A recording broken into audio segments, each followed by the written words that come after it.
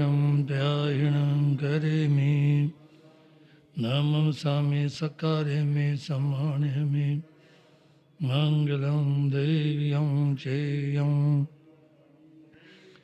दिक्तयायणं ध्यायणं करेमि नमसामि सकारेमि सम्मानयामि मङ्गलं देव्यं चेयं नमो नमो हरि अन्ताणं नमो नमो सिद्धाणं नमो नमो हयरियाणं नमो नमो उवजायाणं नमो लोय सवसाहुणं ईसो पंचनमो ईसो पंचनमोकारो सर्वपावपणासनो मंगलानं च सर्वेषां पदमं हव मंगलं मंगलानं च सर्वेषां पदमं हव मंगलम्। जो हाथों पर लिखी कर्म लकीर कहते हैं, जो माथे पर लिखी उसे तकदीर कहते हैं। जो हाथों पर लिखी कर्म लकीर कहते हैं, जो माथे पर लिखी उसे तकदीर कहते हैं। जो बंधन में जकड़े उसे जंजीर कहते हैं, जो बंधन को तोड़े उसे महावीर कहते हैं। जो बंधन में जकड़े उसे जंजीर कहते हैं, जो बंधन को तोड़े उसे महावीर कहते हैं। जो हाथों पर लिखी कर्म लकीर कहते हैं, जो माथे पर लिखी उसे तकदीर कहते। वीर शासन की मुख्य मुख्य घटनाएं सुनी तो होंगी फिर भी हम दोहराए। वीर शासन की मुख्य मुख्य घटनाएं सुनी तो होंगी फिर भी हम दोहराए। पहले चिंतन करे फिर मंथन करे, पहले चिंतन करे फिर मंथन करे, फिर अपनाए। जियो और जीने दो कहा जिसने उसे महावीर कहते हैं। अहिंसा परमो धर्म की तस्वीर कहते हैं। जो हाथों पर लिखी कर्म लकीर कहते हैं, जो माथे पर लिखी उसे तकदीर कहते हैं। जो बंधन में जकड़े उसे जंजीर कहते हैं, जो बंधन को तोड़े उसे महावीर कहते हैं। जो हाथों पर लिखी कर्म लकीर कहते हैं, जो माथे पर लिखी उसे तकदीर कहते।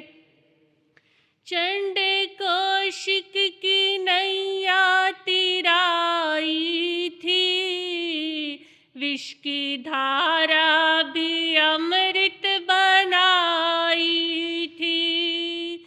चंड कौशिक की नैया तिराई थी, विष की धारा भी अमृत बनाई थी। क्रोध ठंडा किया, जोश मंदा किया, क्रोध ठंडा किया, जोश मंदा किया, राह दिखाई थी। जो राह पे चलते हैं उन्हें राहगीर कहते हैं, जो राह दिखाते हैं उसे महावीर कहते हैं। जो राह पे चलते हैं उन्हें राहगीर कहते हैं, जो राह दिखाते हैं उसे महावीर कहते हैं। जो हाथों पर लिखी कर्म लकीर कहते हैं, जो माथे पर लिखी उसे तकदीर कहते हैं। जो बंधन में जकड़े उसे जंजीर कहते हैं, जो बंधन को तोड़े उसे महावीर कहते हैं। जो हाथों पर लिखी कर्म लकीर कहते हैं, जो माथे पर लिखी उसे तकदीर। हिंसा की सारी सीमाएं तोड़ी थी, मृत्यु दंड की सजा भी जिसको थोड़ी थी। हिंसा की सारी सीमाएं तोड़ी थी, मृत्यु दंड की सजा भी जिसको थोड़ी थी। ईंट पत्थर पहाड़ गालियों की बौछार, ईंट पत्थर पहाड़ गालियों की बौछार तन पे ओढ़ी थी। उस अर्जुन माली को क्षमावीर कहते हैं, जो क्षमा सिखाते हैं उसे महावीर कहते हैं। उस अर्जुन माली को क्षमावीर कहते हैं, जो क्षमा सिखाते हैं उसे महावीर कहते हैं। जो हाथों पर लिखी कर्म लकीर कहते हैं, जो माथे पर लिखी उसे तकदीर कहते। साध्वी प्रमुखा श्री चंदन बाला थी, वीर शासन की उज्जवल उजाला थी। साध्वी प्रमुखा श्री चंदन बाला थी, वीर शासन की उज्जवल उजाला थी। सुन के जिसकी पुकार आए करुणा अवतार, सुन के जिसकी पुकार आए करुणा अवतार, वो गुण माला थी।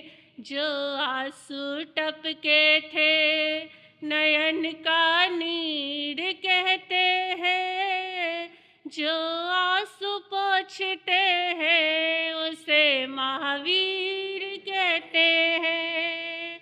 जो आंसू टपके थे नयन का नीर कहते हैं, जो आंसू पोंछते हैं उसे महावीर कहते हैं। जो हाथों पर लिखी कर्म लकीर कहते हैं। जो माथे पर लिखी उसे तकदीर कहते हैं। जो बंधन में जकड़े उसे जंजीर कहते हैं। जो बंधन को तोड़े उसे महावीर कहते हैं। जो हाथों पर लिखी कर्म लकीर कहते हैं। जो माथे पर लिखी उसे तकदीर कहते हैं। बोली श्रमण भगवान महावीर। प्रज्ञा महर्षि पूज्य गुरुदेव श्री उपेंद्र मुनि जी महाराज की। जय ज्ञानम च भावो अत्यधम गई तछम अनुसिठी सोने हमें। फैले प्रेम परस पर जग में मोह दूर पर रहा करे। ऐ प्रिय कटुक कठोर शब्द नहीं कोई मुख से का करे। बनकर सब युग वीर हृदय से देशोन्नति रत रहा करे। वस्तु स्वरूप विचार खुशी से निजानंद में रमा करे। वस्तु स्वरूप विचार खुशी से निजानंद में रमा करे। अनंत उपकारी परम पूज्य शास्त्री गुरुदेव श्री उपेंद्र मुनि जी महाराज साहब के पावन पवित्र चरण कमलों में कोटि कोटि वंदन करने के उपरांत उपस्थित मोक्षाभिलाषी आत्माओं, आपके समक्ष अपने विचार व्यक्ति करो। इससे पूर्व भजन की कुछ पंक्तियां हैं, आशा है आप सभी मिलकर बोलने का भाव रखेंगे। बोलिए शासनपति शरणम भगवान महावीर स्वामी की। चमत्कारी बाबा गुरुदेव श्री प्रेम सुखजे महाराज की। भज मन प्यारे वीर प्रभु, वीर प्रभु महावीर प्रभु। भज मन प्यारे वीर प्रभु, वीर प्रभु महा। पापों का हल्का भार हो प्रभु भजन से बेड़ा पार हो। भज मन प्यारे वीर प्रभु, वीर प्रभु महावीर प्रभु। भज मन प्यारे वीर। सुंदर और सर्वांग पूर्ण काया, पाकर भी तो भजन न कर पाया। सुंदर और सर्वांग पूर्ण काया, पाकर भी तो भजन न कर पाया। कुछ भोग में कुछ रोग में हो, कुछ भोग में कुछ रोग में जीवन ही गया बेकार हो। प्रभु भजन से बेड़ा पार हो। भज मन प्यारे वीर प्रभु, वीर प्रभु महावीर प्रभु। भज मन प्यारे वीर प्रभु, वीर। पापों का हल्का भार हो प्रभु भजन से बेड़ा पार हो। भज मन प्यारे वीर प्रभु, वीर प्रभु महावीर प्रभु। भज मन प्यारे वीर प्रभु, वीर प्रभु। वाणी का उपयोग किया प्रभाव में, निंदा करके रहा सदा अभाव में। वाणी का उपयोग किया प्रभाव में, निंदा करके रहा सदा अभाव में। प्रभु प्रेम भिन्न नित नेम भिन्न, प्रभु प्रेम भिन्न नित नेम भिन्न। तेरी वाणी को धिक्कार हो, प्रभु भजन से बेड़ा पार हो। भज मन प्यारे वीर प्रभु, वीर प्रभु महावीर प्रभु। भज मन प्यारे वीर प्रभु, वीर प्रभु महावीर प्रभु। पापों का हल्का भार हो, प्रभु भजन से बेड़ा पार हो। भज मन प्यारे वीर प्रभु, वीर प्रभु महावीर प्रभु। भज मन प्यारे वीर प्रभु, वीर प्रभु महा। मन की शक्ति मिली तुझे अविराम, प्रभु चिंतन का किया नहीं कुछ काम। मन की शक्ति मिली तुझे अविराम, प्रभु चिंतन का किया नहीं कुछ काम। अभिमान में दो ध्यान में, अभिमान में दो ध्यान में, तो लीन रहा तो ख्वार हो, प्रभु भजन से बेड़ा पार हो। भज मन प्यारे वीर प्रभु, वीर प्रभु महावीर प्रभु। भज मन प्यारे वीर प्रभु, वीर प्रभु महा। पापों का हल्का भार हो, प्रभु भजन से बेड़ा पार हो। भज मन प्यारे वीर प्रभु, वीर प्रभु महावीर प्रभु। भज मन प्यारे वीर प्रभु, वीर प्रभु। भजन से है मानवता का सम्मान, भजन बिना है नर तेरे अंश समान। भजन से है मानवता का सम्मान, भजन बिना है नर तेरे अंश समान। कुछ जान ले सच मान ले, ओ कुछ जान ले सच मान ले। ओ भजन हेतु तैयार हो, प्रभु भजन से बेड़ा पार हो। भज मन प्यारे वीर प्रभु, वीर प्रभु महावीर प्रभु। भज मन प्यारे वीर। पापों का हल्का भार हो, ओ प्रभु भजन से बेड़ा पार हो। भज मन प्यारे वीर प्रभु, वीर प्रभु महावीर प्रभु। भज मन प्यारे वीर प्रभु, वीर प्रभु महावीर प्रभु। भज मन प्यारे वीर प्रभु, वीर प्रभु महावीर प्रभु। धर्म पे बंधुओं, आज मैं आपके सामने संत दर्शन का महत्व, इसके बारे में कुछ कहना चाहूंगा।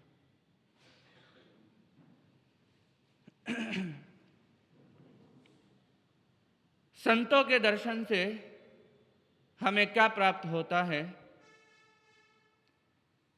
एक प्राचीन अमृत सूत्र है, महत संगस्तु दुर्लभो अगम्यो मोघश्च। महापुरुषों का संग दुर्लभ है, अगम्य है, लेकिन जब महापुरुषों का संग मिलता है तो वो संग कभी भी दुर्लभ नहीं जाता। जो संतों की संगति में रहता है, जो संतों के दर्शन करता रहता है, उसे क्या कुछ प्राप्त होता है, एक दृष्टांत के माध्यम से आपके सामने रखना चाहूंगा। कहते हैं एक बार नारद जी एक नगर से होकर निकल रहे थे, तो नारद जी देखते हैं कि नगरी के सभी लोग इकट्ठे होकर नगर के बाहर जा रहे हैं। नारद जी ने एक व्यक्ति को रोका और उससे पूछा कि भाई, तुम इतनी संख्या में कहाँ जा रहे हो? तो व्यक्ति कहने लगा कि हमारे नगर के बाहर एक संत महात्मा पधारे हुए हैं, हम उनके दर्शनों के लिए जा रहे हैं। अब जैसे ही नारद जी ने ये बात सुनी, उन्हें बड़ा आश्चर्य होता है। वो कहने लगे, अरे संतों के दर्शन से क्या होगा? तुम भगवान का नाम लो, भगवान का ध्यान करो, भगवान की भक्ति करो, उससे तो तुम्हारा कल्याण होगा, लेकिन संत के दर्शन से तुम्हें क्या लाभ होगा? वो व्यक्ति तो आगे चल पड़ता है, लेकिन ये प्रश्न नारद जी के मन में बैठ जाता है कि संत दर्शन से क्या मिलता है। नारद जी अपने उस प्रश्न का उत्तर ढूंढते ढूंढते भगवान ब्रह्मा जी के चरणों में पहुंचे, और जब ब्रह्मा जी के चरणों में पहुंचते हैं और जाकर कहने लगे, भगवान मेरे मन में एक प्रश्न है, आप कृपा करके उसका उत्तर दें। ब्रह्मा जी ने कहा, महर्षि आपके मन में क्या प्रश्न है? तो नारद जी कहने लगे, प्रभु मेरे मन में एक प्रश्न है कि संत दर्शन से क्या लाभ होता है, संत दर्शन का महत्व क्या है, आप मुझे इसके बारे में कुछ बताएं। तो ब्रह्मा जी कहने लगे कि तुम ऐसा करो, नरक लोक में जाओ और वहां तुम्हें अमुक नारकी मिलेगा, उससे तुम अपने प्रश्न के बारे में पूछना, वो तुम्हें इसका उत्तर दे देगा। नारद जी नरक लोक में जाते हैं, नारकी से मिलते हैं, और जैसे ही अपना प्रश्न रखते हैं तभी वो नारकी अपने प्राणों का त्याग कर देता है। नारद जी को उनके प्रश्न का उत्तर नहीं मिल पाया।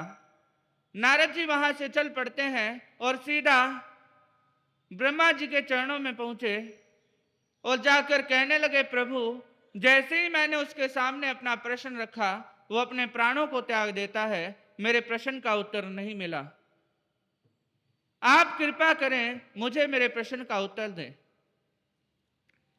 तो ब्रह्मा जी कहने लगे कि नारद जी ऐसा करो, आप विंध्याचल पर्वत पर जाओ, वहां अमुक स्थान पर आपको एक तोता बैठा हुआ मिलेगा, आप उस तोते से अपने प्रश्न का समाधान पूछना, वो आपको आपके प्रश्न का उत्तर जरूर देगा।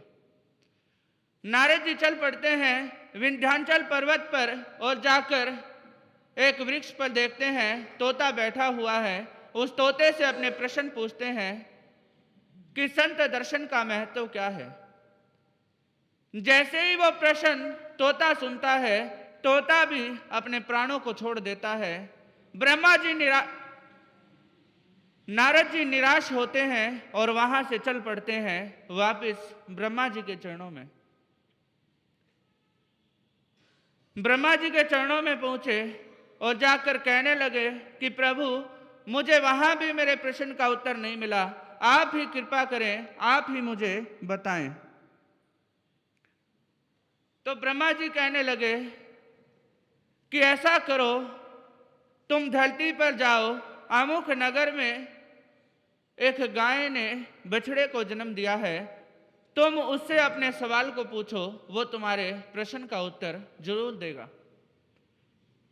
नारद जी फिर से धरती पर आते हैं और स्थान पर पहुंचे, उस नगर में पहुंचे और उस बछड़े के सामने अपने प्रश्न को रखते हैं। यहां पर भी जैसे ही बछड़े ने उस प्रश्न को सुना, वो भी अपने प्राणों को त्याग देता है। अब नारद जी रुष्ट हो जाते हैं और नारद जी बहुत दिनों तक ब्रह्मा जी के पास नहीं गए, लेकिन मन में जो प्रश्न था, वो प्रश्न उन्हें बार बार परेशान करता है कि संत दर्शन का महत्व क्या है। नारद जी एक दिन फिर से तैयार होते हैं और सीधा ब्रह्मा जी के चरणों में पहुंचे और जाकर कहने लगे, भगवान आप मेरे साथ ये कैसा मजाक कर रहे हैं, आप कृपा करके मेरे प्रश्न का उत्तर दें। तो ब्रह्मा जी कहने लगे, आज तुम्हें तुम्हारे प्रश्न का उत्तर मिल जाएगा। ऐसा करो, अमुक नगर के राजा जिनके यहाँ पर अभी अभी उनकी पटरानी ने एक राजकुमार को जन्म दिया है, तुम उसके पास में जाओ, वो तुम्हारे प्रश्न का उत्तर जरूर देगा। अब जैसे ही ब्रह्मा जी नगर में पहुंचे, राजमहल में पहुंचते हैं और जाकर राजा के सामने कहते हैं, मैं आपके पुत्र से मिलना चाहता हूं। राजा ने अपने पुत्र से मिलाया और उस राजकुमार के सामने नारद जी प्रश्न करते हैं कि संत दर्शन का महत्व क्या है। वो बालक कहने लगा कि इसके बारे में मैं क्या बता सकता हूँ, इसके बारे में तो आप ही बता सकते हैं। तो नारद जी कहने लगे, नहीं, मुझे इसका महत्व नहीं पता, मैं तो तुमसे ही पूछना चाहता हूँ। तो बालक कहने लगा कि संत दर्शन का महत्व, ये संतों के दर्शन का ही प्रभाव है कि जब मैं नरक में था तो आपने मुझे वहां पर दर्शन दिए और मैं वहां से निकलकर एक तोता बना। जब तोता बना आपने मुझे वहां पर दर्शन दिए और वहां उस तोते के भव को छोड़कर मैं एक बछड़े के रूप में जन्म लेता हूं और जब आपने मुझे वहां पर दर्शन दिए तो आज मैं राजकुमार के रूप में जन्म लेता हूं। यह संत दर्शन का ही महत्व है। एक संत का दर्शन, एक महात्मा का दर्शन हमारे नरक के बंधनों को भी तोड़ सकता है और एक संत का दर्शन हमारे त्रियंश योनि के भव को भी तोड़ सकता है। इसलिए मैं आप सभी से कहना चाहूंगा कि आप भी जितना बन पड़े ज़्यादा से ज़्यादा संतों के दर्शन, महात्माओं के दर्शन करने का प्रयास करें, क्योंकि कहा भी है, संत दर्श को जाइए तज माया अभिमान, जो जो पग आगे बढ़े कोटि यज्ञ समान। अगर हम माया और अभिमान को छोड़कर संतों के दर्शनों के लिए जाते हैं तो एक एक पग हमारे कोटि यज्ञों के समान होता है। इसलिए मैं आप सभी से कहना चाहूँगा, आपके नगर में संतों का पदार्पण होता रहता है और अब भी आपके इस नगर में गुरुदेव पधारे हुए हैं। महावीर कथा आपके इस नगर में चल रही है। ज़्यादा से ज़्यादा इस अवसर का लाभ उठाएं। इन्हीं भावनाओं के साथ ओम शांति। भेष में जिस भेष में जिस परिवेश में रहूं, नमो अरिहंत नमो अरिहंत नमो अरिहंत कहूँ। जिस शान से जिस नाम से जिस जाने में रहूं, नमो अरिहंत नमो अरिहंत नमो अरिहंत कहूँ। जिस प्यार से जिस ख्वार से जिस संसार में रहूं, नमो अरिहंत नमो अरिहंत नमो अरिहंत कहूँ। जिस ध्यान से जिस सम्मान से जिस जहान में रहूं, नमो अरिहंत नमो अरिहंत नमो अरिहंत कहूँ। है समय नदी की धार के जिसमें सब बह जाया करते हैं। है समय बड़ा तूफान परवल पर्वत झुक जाया करते हैं। अक्सर दुनिया के लोग समय में चक्कर खाया करते हैं, लेकिन कुछ ऐसे होते जो इतिहास बनाया करते हैं, इतिहास बनाया करते हैं। चरण तीर्थंकर शरमण भगवान महावीर स्वामी के चरणों में कोटि से वंदन अभिवंदन। पूज्य गुरुदेव के पावन चरणों में असीम आस्था के साथ कोटि से वंदन अभिवंदन। धर्म प्रेमी बंधुओं, सुन रहे आप लोग महावीर बनने के लिए महावीर कथा। पहला भाव नैसार का भाव, जिस भाव में समकित की प्राप्ति की और संकीत की प्राप्ति होने का मतलब कि वो आत्मा एक रोज भगवान बनेगी। वहां से पूर्ण करके देवलोक में जाते हैं, दूसरा भाव, और तीसरे भाव में, मरीचि के भाव में जन्म होता है। एक राजघराने में जन्म होता है। पहला भाव भगवान बनने का था, लेकिन ये वाला जो भाव है, जो तीसरा भाव मरीचि का भाव है, ये भाव तीर्थंकर बनने का है। गौर फरमाइएगा, संकीत की प्राप्ति होने का मतलब भगवान बनने का है, कि वो आत्मा एक रोज भगवान बनेगी, तीर्थंकर नहीं बनेगी। समझ रहे हो ना? लेकिन ये जो भाव है, ये तीर्थंकर बनने का भाव है।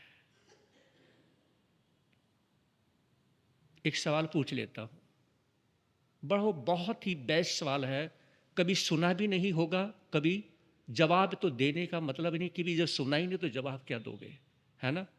मुझे बताइए, भगवान बनना आसान है?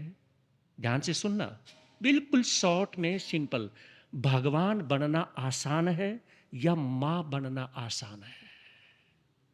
कोई जल्दबाजी नहीं है। किस किस ने सवाल सुना है? किस किस ने इस पे विचार किया? वो भाई बहन हाथ खड़ा करे। हाँ जी, जिसने इस पे यानी कि विचार किया है, ये कभी सुना है, कभी सुना हो तो हाथ खड़ा करे। भगवान बनना आसान है या मां बनना आसान है? क्या हुआ, बोलोगे नहीं क्या?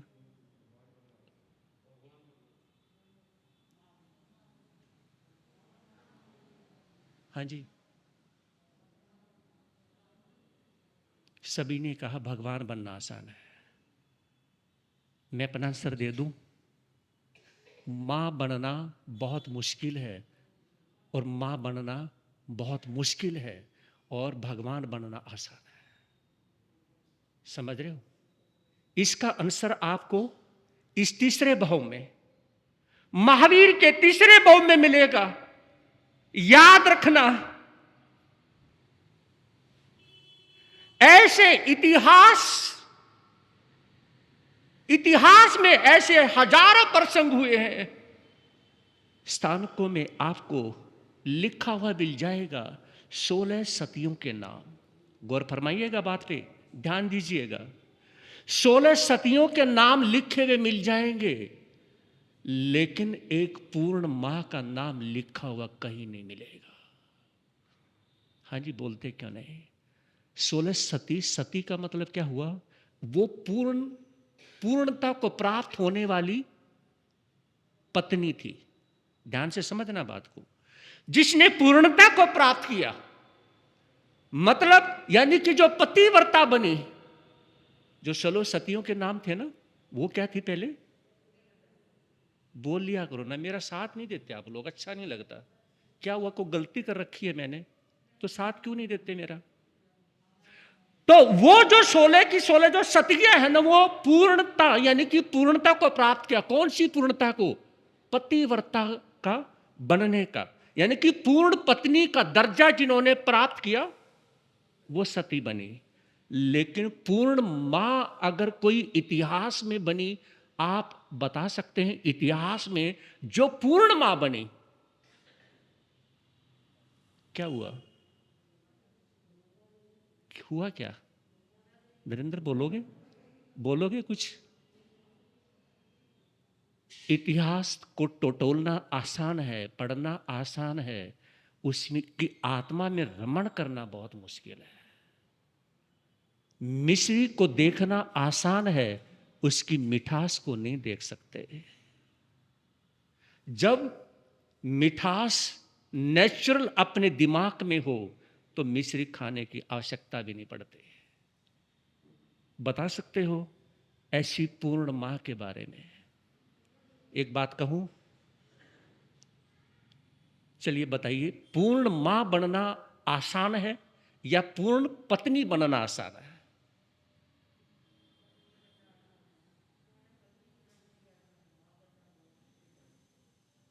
पर कच्छे उड़ जाएंगे। सवाल ऐसे हैं, वेरी सिंपली लगते होंगे आपको, है ना? लेकिन जो आप जी रहे हो ना, भी जिस सिचुएशन में आप जी रहे हो, जिस रिलेशनों में जी रहे हो, फिर भी मेरे आंसरों का आप जवाब नहीं दे पाओगे, और भी आगे आएंगे, आंसर नहीं दे पाओगे। मां बनना बहुत मुश्किल है। इतिहास में कह दूं ना, ऐसी मां एक आधी हुई है मां, उनका वर्णन आएगा, समझ रहे हो ना। लाखों करोड़ों अनंत अनंत मां हुई है, लेकिन एक दो ही मां ऐसी हुई है जो पूर्ण मां को प्राप्त हो गई। उनको मेरा नमस्कार है, मैं उसको नमस्कार करता हूं, क्योंकि पूर्ण मां हो गई।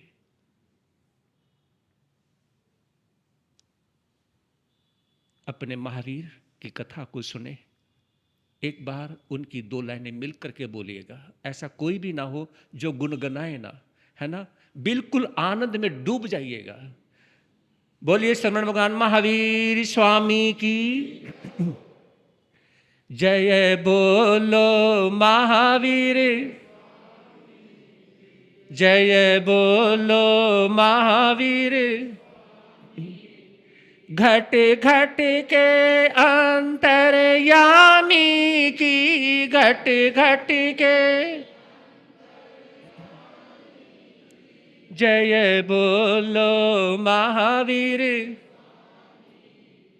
जय बोलो महावीर।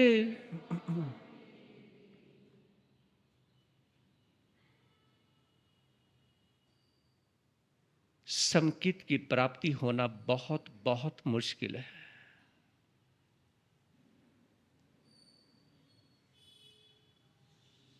समकित की प्राप्ति तब होती है जिसको हर किसी के अंदर, ध्यान से सुनना, जिसको हर किसी के अंदर, मान लीजिए अगर आप टटोलें कि मुझे समकित की प्राप्ति हो चुकी है नहीं, है ना, क्या पता आपके मन में सवाल आ जाए, तो उसका आंसर एक ही है कि जिसका कोई दुश्मन ना रहे, जिसकी दुश्मनी खत्म हो जाए, जिसके दुश्मन ना हो, और जिसको हर किसी में, ध्यान से सुनना, जिसको हर किसी में भगवान के दर्शन हो, है ना, जिसको कंकर में भी शंकर के दर्शन हो, उसे समकित की प्राप्ति हो जाती है। समझ रहे हो ना। जिसे संतों के को देखने के बाद में भी संत नहीं भगवान नजर आए, वो नैसार है।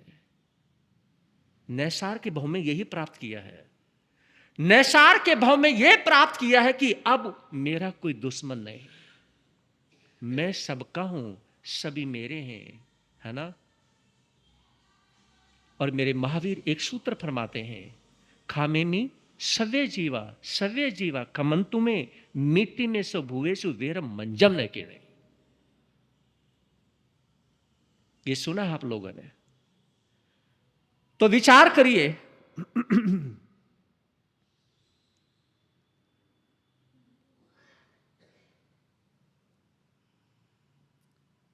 एक सवाल मैं पूछ रहा हूं, उसमें पहले कंफ्यूज भी करूंगा, है ना, क्योंकि मुझे आंसर निकालना है उसमें से। समझ रहे हो ना आप लोग। मुझे ये बताइए कि बेटा प्यारा होता है या पोता प्यारा होता है। जो जिसको पोता प्यारा होता है वो हाथ खड़ा करें। आप भी खड़ा कर सकते हैं, पोता तो आपका भी है। क्या हुआ? हाँ जी, हाथ खड़ा करो, मुझे दिखाई नहीं दे रहा। जिसको पोता प्यारा है, सभी को है ना। पता नहीं आप गुण गुण गुण गुण कर रहे हैं, मुझे समझ नहीं आ रहा। हाँ जी, आपका बेटा भी है और शादी होगी बेटे की, आपका पोता भी है। एग्जाम्पल, अब आपका बेटा भी है, पोता भी है, पड़ोता भी है। समझ लो कि आपके तीनों ही रिश्ते हैं, ये सभी हैं। तो आपको यानी कि बेटे से ज्यादा पोता प्यारा है ना, है ना, पोता प्यारा, और पोते से ज्यादा पड़ोता प्यारा है ना। आप सभी की यस है ना। तो अगर जिसको बेटे से ज्यादा पोता प्यारा हो गया और पोते से ज्यादा पड़ोता प्यारा हो गया, है ना, और उससे ज्यादा पढ़ पढ़ पढ़ पोता प्यारा हो गया, तो वो पूर्ण मां कभी नहीं बन सकते। हाँ जी, समझ रहे हो? ये इतिहास की बात है, ना मैं हंसाने के लिए बोल रहा हूं और ना ये हंसने की बात है। समझ रहे हो ना? ये कोई एक छोटी बात नहीं है, ये तीसरे भाव की बात है, ये मरीचि के भाव की बात है। याद रखना, जो मां बनना चाहती हैं, पूर्ण मां बनना चाहती हैं, मैंने कहा था पूर्ण मां बनना बहुत मुश्किल है, पूर्ण पत्नी बनना आसान है, भगवान बनना भी आसान है। देखिए, प्रत्येक बुद्ध बन जाते हैं, समझ रहे हो ना? भगवान महावीर की चरणों में भगवान बन जाते, इंद्रभूति गौतम, जम्बू स्वामी यानी कि भगवान बन जाते हैं, और 11 गणधर बन जाते हैं, अनंत आत्माएं मोक्ष में चली जाती हैं, चंदन बाला जैसी सतियां जो है मोक्ष में चली जाती हैं। लेकिन क्या ऐसी मां है? मां त्रिशला भी, सुन रहे हो ना आप लोग, मां त्रिशला भी पूर्ण मां नहीं बन पाई। हाँ जी, क्या हुआ? कहीं खो तो नहीं गए? पूर्ण मां बनना बहुत मुश्किल है। मैं यही समझाना की कोशिश कर रहा हूं कि देखिए, विचार करिए, अगर जिसको पोता प्यारा है वो पूर्ण मां नहीं है, वो अधूरी मां है। जिसको पड़ोता प्यारा है वो पूर्ण मां बन ही नहीं सकती। और अभी पता नहीं कितने जन्म मरण करने पड़ेंगे। अगर इस जन्म में जिसको पोता प्यारा हो गया, अनंत जन्म मरण करने पड़ेंगे पूर्ण मां बनने के लिए, और पता नहीं बन पाएगी नहीं बन पाएगी। हो सकता है कि मोक्ष हो जाए लेकिन पूर्ण मां ना बनने पाए। समझ रहे हो ना आप लोग? ध्यान से सुनना। हो सकता है आत्मा का कल्याण हो जाए, है ना, पुरुष अवस्था में, लेकिन वो पूर्ण मां ना बन पाए। बहुत मुश्किल है ये कार्य, और ये प्रसंग आएगा यहां पर। धर्म प्रेमी बंधुओं, तीसरे भाव में यहां पर मरीचि के भाव में जन्म होता है। और मरीचि कौन है? भगवान ऋषभदेव का पोता है, भरत चक्रवर्ती का बेटा है। और मरीचि यानी कि रश्मि, और मरीचि जो है ना, इतिहास में मरीचि जैसे सपने लेने वाला कोई दूसरा पैदा नहीं हुआ आज तक के इतिहास में। मरीचि जितने सपने लेने वाला कोई नहीं हुआ। और देखिए, मरीचि ने अनंत सवाल करे, सवाल करने वाला भी नहीं। और भगवान महावीर के समय में, ध्यान से सुनना, भगवान महावीर के समय में सभी शिष्यों में, 14,000 शिष्यों में, 36,000 शिष्याओं में सबसे ज्यादा सवाल इंद्रभूति गौतम ने करे। सुन रहे हो ना? और भगवान ऋषभदेव के समय में सबसे ज्यादा सवाल मरीचि ने करे। मरीचि जितने सवाल करने वाला और मरीचि जितने सपने लेने वाला इतिहास में दूसरा नहीं है। कमाल का व्यक्ति है।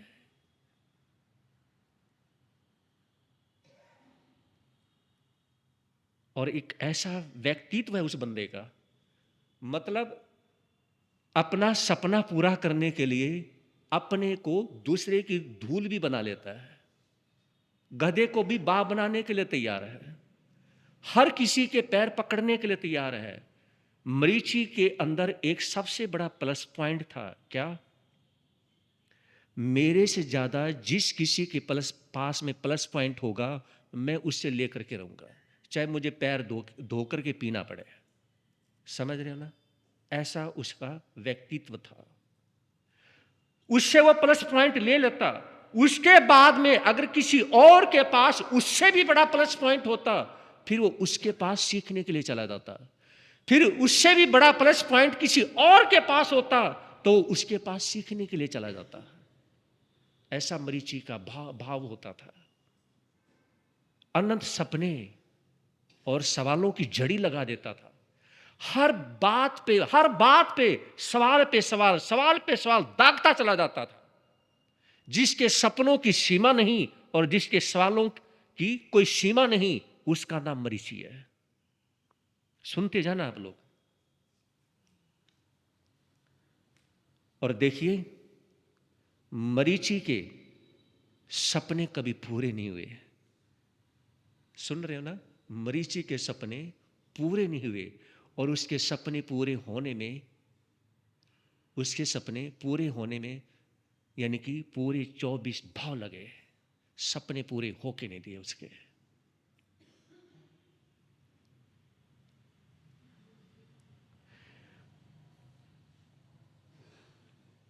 वात्सल्य में जीने वाली मां होती है, मेरे भगवान महावीर ने भी कहा है। लेकिन वात्सल्य का उदाहरण भगवान महावीर के उस भाव में मिलता है, लेकिन असली वात्सल्य का जो एक एग्जाम्पल मिलता है ना, वो सिर्फ भगवान ऋषभ देव के समय में मिलता है। समझ रहे हो ना? उस समय में मिलता है। मरीची का जन्म हुआ, और देखिए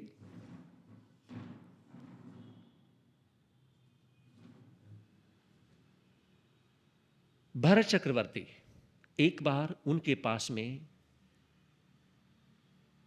3 खुशियां एक साथ ही आती हैं। पहला, ऋषभ देव, भगवान ऋषभ देव को केवल ज्ञान, केवल दर्शन की प्राप्ति होना। दूसरा खुशी का समाचार है आयुधशाला में चक्र रत्न की प्राप्ति होना। और तीसरा खुशी का समाचार है पुत्र रत्न की प्राप्ति होना, है ना? तो उसमें वे विचार करने लगे कि मुझे सबसे पहले कौन सी खुशी मनानी चाहिए। तो उन्होंने विचार किया, मुझे सबसे पहले भगवान के दर्शन करने के लिए जाना चाहिए। और उठते हैं और तेजी के साथ में अपनी दादी के पास आते हैं, अपनी माता के पास में यानी कि जाते हैं। माता के पास में, माता मरु देवी के पास में वो गए और कहने लगे, आपके बेटे पास के उद्यान में आए हैं, मेरे पिताश्री आए हैं, हमारे भगवान आए हैं,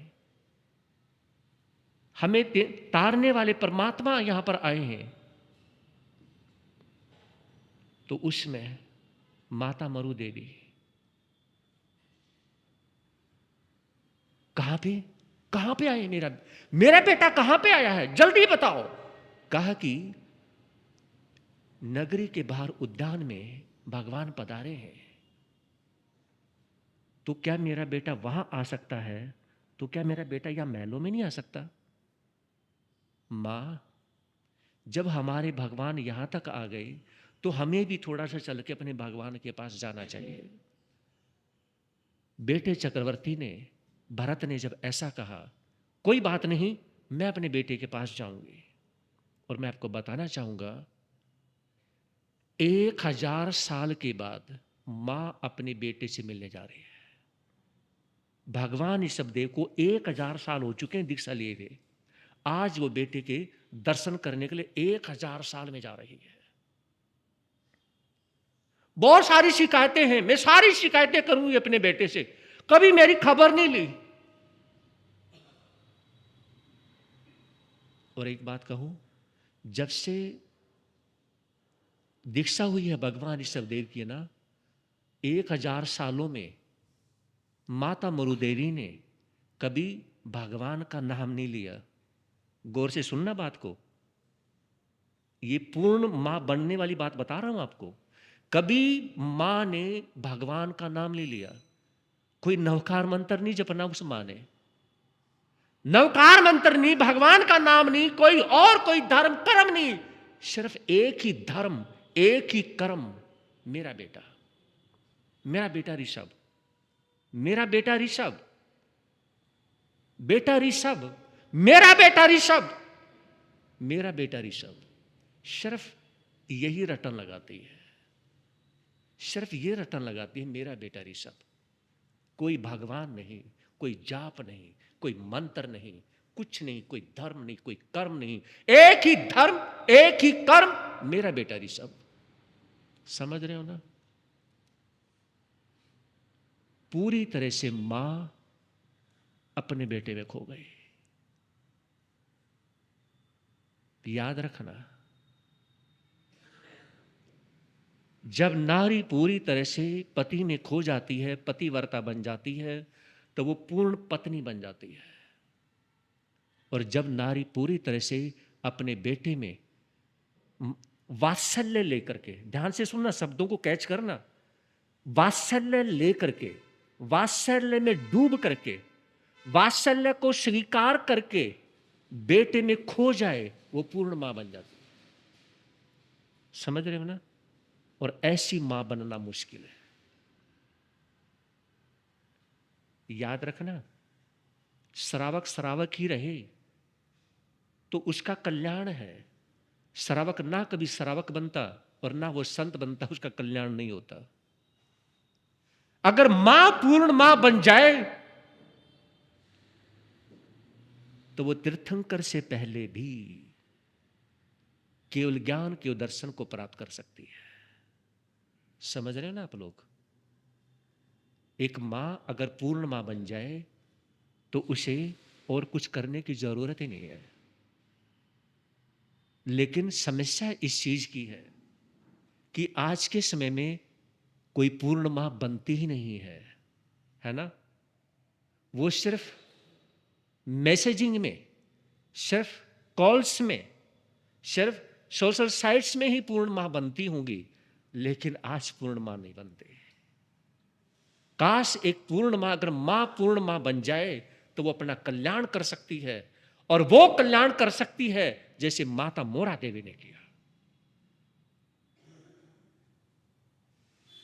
बेटा तीर्थंकर बन गया, भगवान बन गया, लेकिन फिर भी वो ये नहीं कि मेरा बेटा भगवान बन गया। भगवान के तो शब्द ही नहीं आते उसके मन में। हाँ जी, आप सोच रहे हो ना, कुछ सुन रहे हो ना? भगवान के तो शब्द ही नहीं आते, सिर्फ एक ही शब्द आता है, मेरा बेटा ऋषभ, ऋषभ ऋषभ ऋषभ। तो इस तरह से उनके अंदर भाव पैदा होते हैं।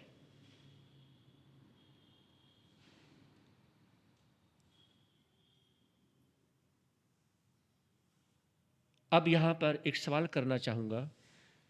माता मोरा देवी को, माता मरु देवी को अपने बेटे केवल ज्ञान, केवल दर्शन, है ना, हासिल करने वाले, है ना, उनसे भी पहले, यानी कि उन्हें केवल ज्ञान, केवल दर्शन होते हुए केवल मोक्ष में वो क्यों गई, किस वजह से गई? हालांकि मैंने आंसर दे दिया था, लेकिन आप, मैं कह रहा हूं, ईमानदारी से बता नहीं पाओगे। आंसर मैं दे चुका हूं, लेकिन आप आंसर बताइए कि माता मरु देवी को पहले मोक्ष की प्राप्ति कैसे हो गई?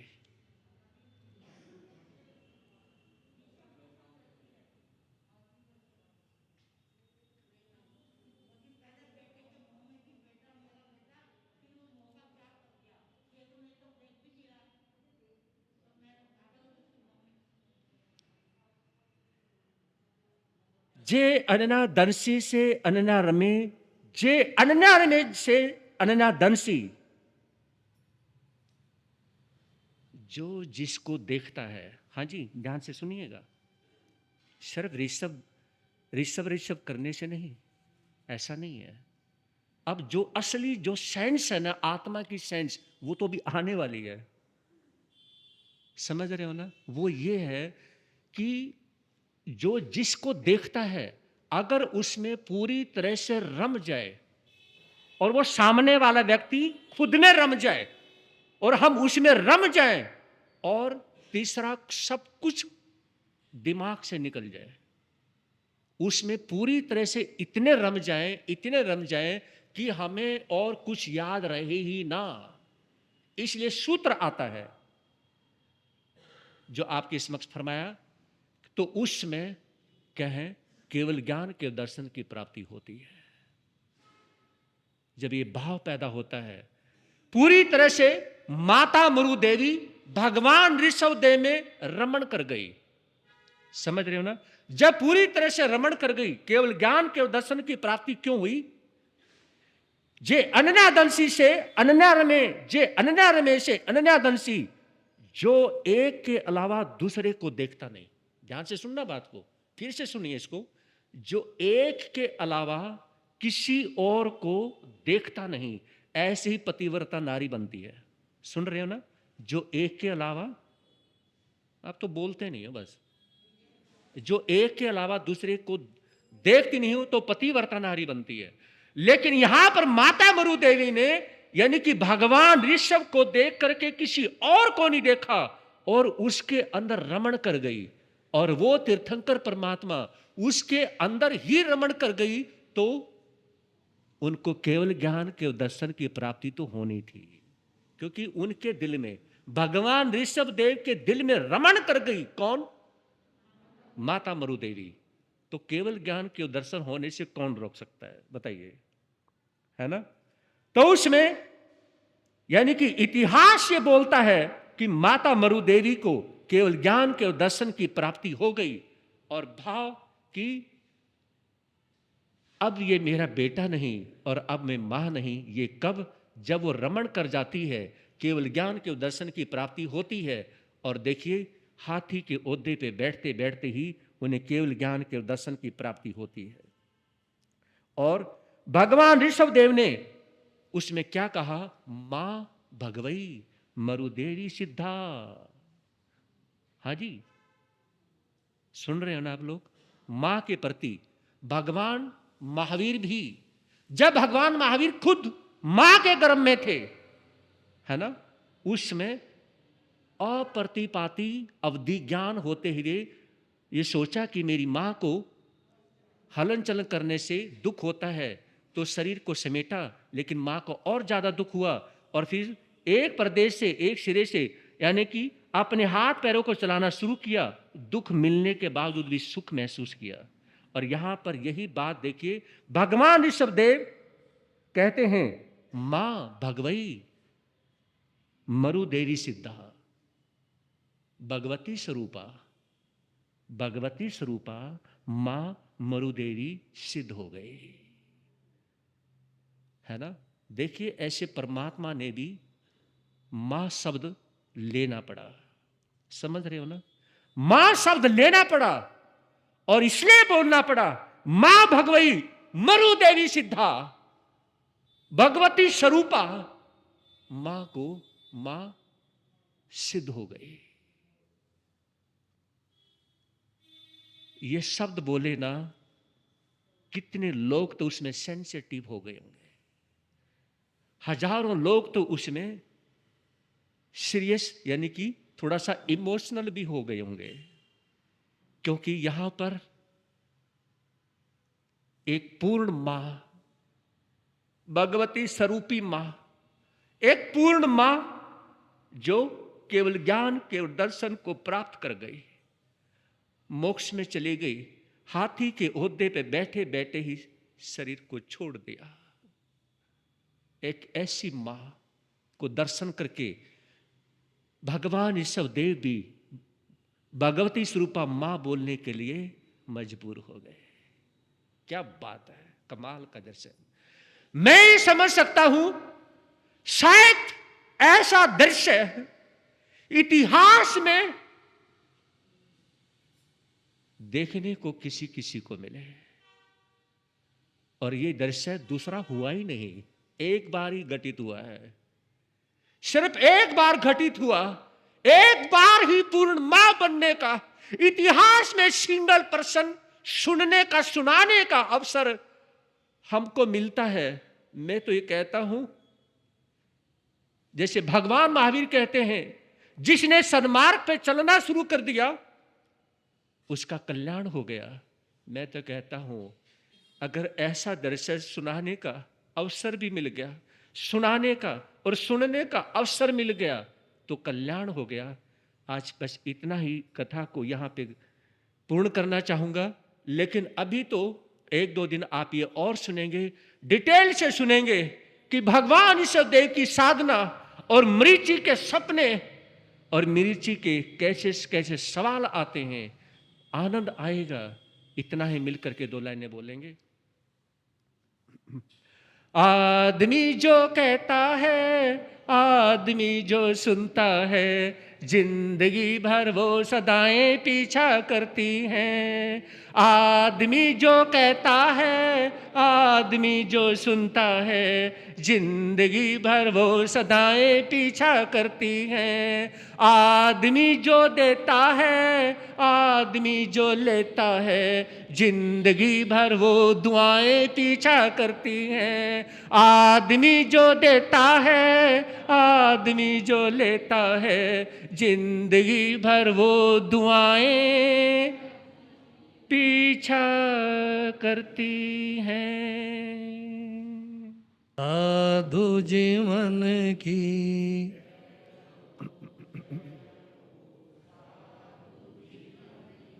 साधु जीवन की त्यागी जीवन की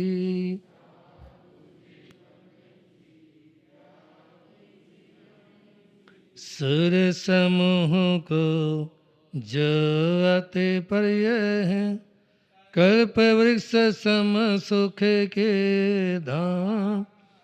इंद्र पूज्य उन महावीर को करता हूँ शतबार। गुरुओं के गुरु भागमल का धरता हूँ मैं मन में ध्यान। जिनकी पावन कृपा से मिलता भवतम नाशक आत्म ज्ञान। निर्मल कीर्ति पावन चारे, उत्तम जिनका साधवाचार। महिमाशाली पर उत्तम संयम श्रेष्ठ विचार। परम सेवा भावी गुरुवर मेरे, थे फकड़ सन्यासी रहे। अभय गगन गुंजा दो जयकारों। गुरु प्रेम सुख की बोलो जय। गरीबों के मसीहा शान जन शासन परम सेवा भावी चमत्कारी बाबा, मेरी आस्था के अनंतनाथ, आराध्य सदगुरुदेव श्री प्रेम सुख जी महाराज साहब के पावन पवित्र चरण कमलों में कोटिशय वंदना अभिवंदना। मोक्षाभिलाषी पुण्यवान आत्माओं, अपन उन राजमहलों में चलते हैं जहाँ एक और एक राजा संयम को स्वीकार करने के लिए खड़े हुए हैं और उनकी विरक्ति के बारे में सुनते हुए जानते हुए देवलोक से एक शक्रेंद्र ब्राह्मण के परिवेश में उनके सामने आते हैं। विचारा विभक्ति से पूर्व दो पंक्तियां हैं, सुने, मिलकर बोलने का भाव रखें। उस प्यारे महावीर का लो नाम साथियों, उस प्यारे महावीर का लो नाम। आनंद में जीवो और जीने दो साथियों, आनंद में जीवो और जीने दो। उस प्यारे महावीर का लो नाम साथियों, उस प्यारे महावीर का लो। आनंद में जीवो और जीने दो साथियों, आनंद में जीवो और जीने दो। मोक्षाभिलाषी पुण्यवान आत्माओं, अपन भगवान महावीर के सम्मोहन में प्रवेश करते हैं एक संदेश के साथ। भगवान महावीर स्वामी का संदेश। मिथिला नगरी के राजमहलों में जहाँ शासन था नमी राजा का, जिनको राज ऋषि भी बोला गया। राज ऋषि उनको बोलते हैं जो साधु बनने से पहले राजा रहे हों। किसको बोलते हैं? जो साधु बनने से पहले राजा रहे हों और वो संन्यास ले लें, संयम को स्वीकार कर लें, उनको बोलते हैं राज ऋषि। ऐसे नमी राज ऋषि, उनको शरीर में दांत जबर हो जाता है। ऐसा बुखार जिसमें शरीर की चमड़ी जलनी शुरू हो जाए, जिसमें लगे कि मेरा शरीर जल रहा है, ऐसा भयंकर बुखार। उस समय वैद्यों को, हकीमों को बुलाया गया उपचार के लिए। तो एक वैद्य ने सलाह दी कि ये जो दांत जबर है ये तभी शांत हो सकता है जब चंदन की लकड़ी घिसकर इनके बदन पे, इनके शरीर के पर लगाई जाए।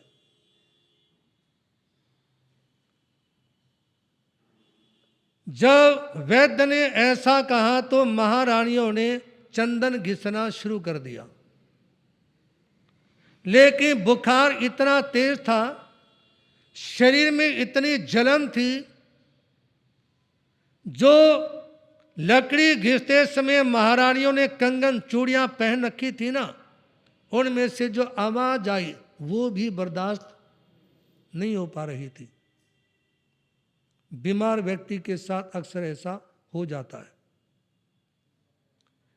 तो चूड़ियों में से, कंगनों में से आने वाली आवाज को सुनकर नमी राज ऋषि कहते हैं ये मेरे से सहन नहीं हो पा रही, इस आवाज को बंद करवा दो।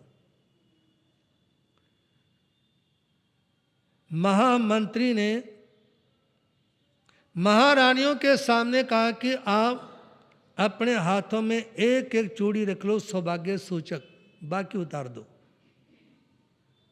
उसके बाद चंदन घिसो। ऐसा ही हुआ। उस समय सभी महारानियां चंदन तो घिस रही हैं, लेकिन हाथों में से चूड़ी, कंगन इत्यादि एक एक रखा, बाकी उतार दिए। तो उस समय नमी राज ऋषि महामंत्री के सामने कहते हैं क्या चंदन घिसना बंद कर दिया? महामाते कहते हैं राजन, चंदन तो अभी भी बराबर घिसा जा रहा है। कहा फिर आवाज क्यों नहीं आ रही? कहा कि रानियों ने बाकी चूड़ियां उतार दी, केवल एक एक चूड़ी सौभाग्य सूचक रखी है। जब ये बात सुनी तो उस समय नमी राज ऋषि को आत्मबोध हो गया।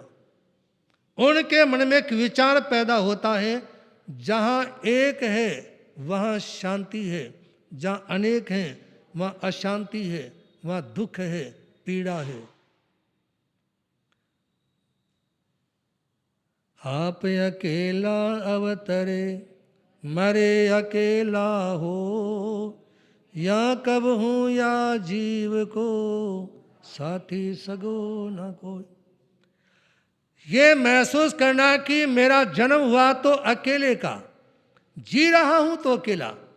चाहे घर में पति हैं, पत्नी हैं, बेटे, बहू, माता पिता इत्यादि हैं, लेकिन हर जीव अलग से अपने जीवन को जीता है। हर जीव अपने शुभाशुभ कर्मों के फल को भोगता है। कोई किसी के सुख दुख इत्यादि को बता नहीं सकता। पत्नी पति से कितना ही प्यार करती हो, माँ बेटे से कितना ही स्नेह रखती हो, लेकिन सबको अपने अपने कर्म का दुख।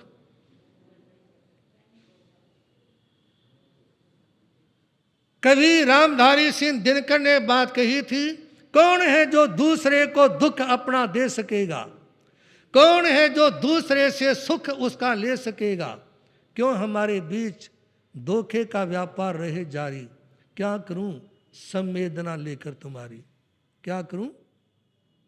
कोई अपना दुख दूसरे को दे नहीं सकता और दूसरे का सुख ले नहीं सकता। तो उस समय नमीराज ऋषि अपने मन में विचार करते हैं कि जहां एक है, एकत्व के विचार हैं, और ये विषय आपके सामने एकत्व का अंतर्मुखी चिंतन, केवल एकमात्र अपनी आत्मा का चिंतन। और भगवान ये कहते हैं कि आत्मा ही तत्व है, आत्मा ही सामायिक है, आत्मा ही धर्म ध्यान है, और आत्मा ने ही परमात्मा बनना है। परमात्मा किसने बनना है? आत्मा ने ही। उस समय ये विचार आने पर नमीराज ऋषि सोचने लगे कि इन द्रव्य कंगनों ने मेरी सोई हुई आत्मा को जगा दिया, द्रव्य कंगनों में से आने वाली आवाज ने। और सोचने लगे जब तक राज्य का मोह है, जब तक मेरी महारानियों में आसक्ति है, जब तक मेरे मन में राजपाट का अहंकार है, तब तक मैं दुखी रहूंगा। इसलिए मैं इस राजपाट को छोड़ देता हूं। और जैसे ने छोड़कर एकांत सुख दीक्षा का दृढ़ संकल्प लिया ना कि अब मैं इन राजमहलों को छोड़ करके दीक्षा लूंगा, तो उसी समय नमीराज ऋषि के सामने जो दीक्षा लेने के लिए आतुर हैं, एक देव ब्राह्मण के रूप में सामने आकर के खड़ा हो जाता है। और सामने आने के बाद में देव ने कहा, सुनो, आप दीक्षा लेने के लिए जा रहे हो, क्यों? उन्होंने कहा कि कंगनों की आवाज ने मेरे को प्रतिबोधित किया। उस आवाज को सुनकर के मेरे मन में विचार आया कि जहाँ एक है वहाँ शांति है और एक है आत्मा। एगे आया जे एगम जानी ते सबम जानी, यानी आत्मा एक है। जिसने एक आत्मा को जान लिया उसने सारे संसार को जान लिया। जिसने एक आत्मा को जान लिया उसने सारे संसार को जान लिया। और कहा कि उन कंगनों की आवाज ने मेरे को ऐसा प्रतिबोध दिया, मनुष्य भाव में मोह का उपशम होने पर उनको पूर्व जन्म का बोध हो गया, जिसको जाति समण ज्ञान भी बोलते हैं। और ये जो प्रत्येक बुद्ध आत्मा होती है ना, जिनको किसी घटना को देखने के बाद में जाति समण ज्ञान होता है और वो प्रतिबोध को प्राप्त करने पर दीक्षा लेते हैं, उनको बोलते हैं प्रत्येक बुद्ध। और जैसे ही वो दीक्षा लेने के लिए तैयार हुए और देव ब्राह्मण के रूप में उनके सामने खड़ा हुआ, तो उससे देव ने उनके सामने प्रश्न किया। कौन सा प्रश्न, ये कल आप लोग सुनेंगे। और इसी के साथ ये निवेदन करना चाहूँगा, सभी बंधु माता बहनें प्रवचन सभा में ठीक समय पर आने का प्रयास करें। आज आप लोगों की उपस्थिति माता बहनों की कुछ कम है। किसी देवी की कढ़ाई तो नहीं आज है, है जी? कल है, तो आज ये हाल है तो कल क्या हाल होगा। तो इसलिए वो देवी की कढ़ाई भी टाइम से कर लो, प्रवचन का भी टाइम से ध्यान रखो।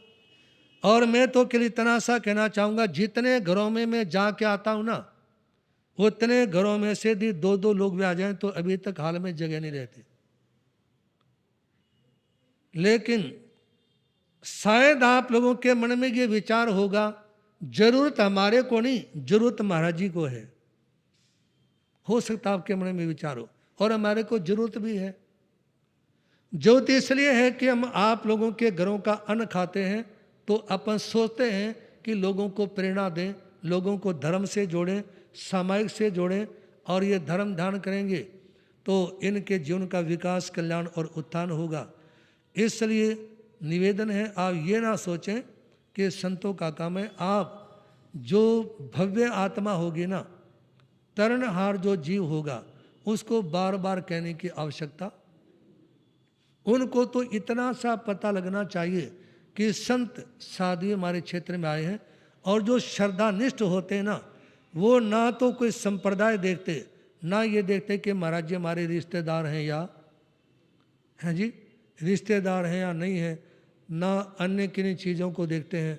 वो देखते हैं केवल एकमात्र अपने आत्म धर्म को। किसको देखते हैं? आत्म धर्म को। तो इसलिए निवेदन, आप लोग बराबर समय पर पहुंचने का प्रयास करें। और 3-4 सालों से 3-4 एजेंडे हमारे, तो नवकार मंदिर बनवाने का हर स्थान में, ताकि सारे परिवार, सारे भाई बहन रोज़ मत्था टेकने के लिए आए। एक दूसरा संदेश है, जीवो और जीने दो। हर घर के बाहर लिखा हो, हर कंपनी के बाहर लिखा हो, किसी पार्क के अंदर भी आप लोग लिखवा सकते हो। और हो सकता है महावीर जयंती वाले दिन या उससे पहले जीवो और जीने दो भगवान महावीर, इसकी प्लेटें बन कर के आ जाए। और हम तो जहाँ भी जाते हैं, चाहे जैन हो नॉन जैन हो, सभी में प्लेटें बांटते हैं। यदि आप लोगों में से किसी के मन में ये विचार हो कि हम भी भगवान महावीर के संदेशों के प्रचार में, प्रभावना में सहयोग दें, तो आप लोग मेरे से मिल सकते हैं, ताकि आपकी ओर से भी कुछ प्लेटें छपाई जा सके। और उसके ऊपर ना हमारा नाम है, ना हमारे गुरु जी का नाम है, उससे के ऊपर इतना सा लिखा है, जीवो और जीने दो भगवान महावीर। तो इस बात का पूरा ध्यान रखेंगे। पंजाबी विभाग से भाई जतन जी के माता पिता, रोहिणी से भाई राजेंद्र जी, कृष्णानगर से भाई जी जैन, सेक्टर 5 से माँ के कैशी त्रिलोक चंद जी जैन, त्रिनगर से भाई शोक जैन, भाई सुरेंद्र जैन, और पालम से भाई संदीप जी के सुपुत्र यहाँ सभा में है। और सभी से निवेदन है, सह परिवार इष्ट मित्रों से पहुँचने का भाव रखेंगे। और सभी भाई सामायिक लेकर बैठने का प्रयास करें। मैं ये देख रहा था 3-4 दिनों से कि उन लोगों को देख लें जिनके मन में समाज के प्रति श्रद्धा है, जिनके मन में, ये जो खाली मुंह पट्टी लगा के बैठे ना, नाराज मत होना, ये लेडीज समायिक है, औरतों वाली समायिक है। मर्द की समायिक वो है जिसमें कपड़े बदल के बैठे। औरत सफ़ेद कपड़े नहीं पहन सकती क्योंकि वो विधवा का परिचायक होती है, इसलिए माता बहनें खाली मुंह पट्टी लगा लेते हैं। लेकिन आदमी वो है, मर्द वो है जो समायिक में क्या बदल के बैठता है? बोले नहीं, मैं कुछ नहीं कह रहा तुम्हारे को, मैं तो खाली ये कह रहा हूँ कि आदमी कपड़े बदल के बैठता है। तो इसलिए यही आलस्य तो छोड़ना है ना। भगवान महावीर ने एक बात 36 बार कही, प्रमाद मत करो, प्रमाद मत करो। और फिर तुम्हारे मुख कपड़े उतारने में भी दिक्कत होती है और चाहते हो मोक्ष में जाना, कैसे संभव होगा? इसलिए समय का पूरा ध्यान रखेंगे और अपनी पूरी उपस्थिति दें। अपने परिवार को, अपने माता को, पिता को, बीवी को, बच्चों को साथ में लेकर आएँ। मैं तो ये भी कहना चाहूँगा कि यदि आपके संपर्क में, आपके पड़ोस में कोई नॉन जैन भाई है, किसी बहन के संपर्क में कोई उसकी सहेली नॉन जैन है, तो उनको भी लाने का प्रयास करें, ताकि उन लोगों को भी धर्म का प्रतिबोध हो, धर्म की प्रेरणा मिले। और पुण्य जो अपनी ओर से जी और जीने दो भगवान महावीर की प्लेटें छपवाना चाहें, वो हमारे से मिल करके 2 पंक्ति बोलेंगे। उस प्यारे महावीर का लो नाम साथियों, उस प्यारे महावीर का लो आनंद में जीवो और जीने दो साथियों, आनंद में जीवो। संक्षिप्त सूचना मंगल भावना। हम भी आप लोगों को टाइम पर छोड़ देते हैं, आप समय पर आए और सभी को लेकर के आए। लकी नंबर 16 नंबर, जल्दी जल्दी कर, टाइम वेस्ट नहीं करना। हाँ दे दो यार, इधर खड़ी है ना। Lucky number 37 number. Lucky number 42। लो साहब। Lucky number 50 number. इधर दे दो। Lucky number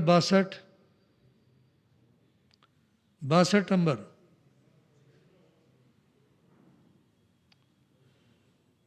lucky number 70 number. Lucky number 1 हो गए पूरे सब। और जिनके पास कूपन है ये यहाँ बैठे बैठे नहीं देने, पीछे कुर्सी के ऊपर रख देना। सभी अपने स्थानों में खड़े हो जाएंगे। मंगल भावना। सामूहिक गुरु वंदना निर्मल जी द्वारा।